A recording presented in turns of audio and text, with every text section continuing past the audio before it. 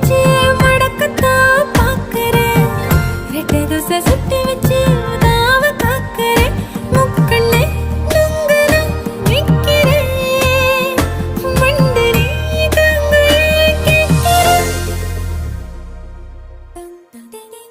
சர சர